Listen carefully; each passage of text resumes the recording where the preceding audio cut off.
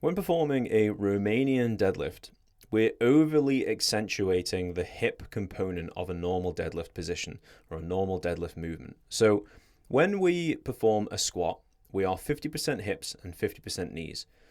When we are doing a normal deadlift, we are somewhere between 70 and 80% hip and somewhere between 20 and 30% knees.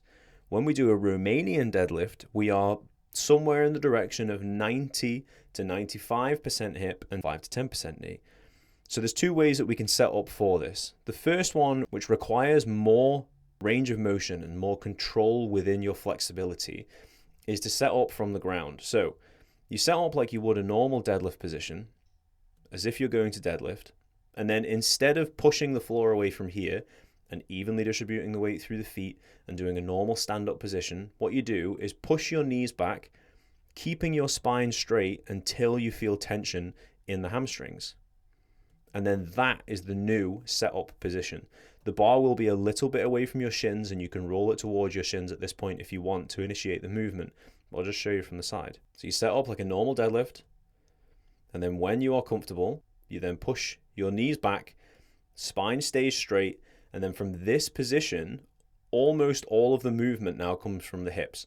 You can obviously see there's still a bit of a bend in the knee, but the vast majority of the movement now comes from the hip joint opening, and the knees do a small movement. So this is what I was saying about resetting from the ground on each of the reps. You lower it to the ground, set up as if you're going to do a normal deadlift, then push your knees back, and then lift from there. Lower to the ground as if you normally would with a normal deadlift, set up, knees go back. However, if we don't quite have the range of motion to be able to lift from the floor with these size plates, that's absolutely fine. What we do is we deadlift the bar up instead, and then from here you do the lowering phase first. Start by pushing your bum back and keeping a soft position in your knee until you feel a stretch in your hamstring or potentially into your glutes. The spine staying straight is still a priority. At that point where you feel that stretch position, it may appear much earlier on for you. It may appear here, which is a very common thing for people to get just around to where their knees are for them to feel a bit of a hamstring stretch. At the point you feel that hamstring stretch, that's the point for you to come back up to the top of the movement. You don't have to go to the floor on every single rep. You're trying to train your hamstring, and your hamstring's range of motion is going to be different to everybody else's. So from the side, first rep like a normal deadlift.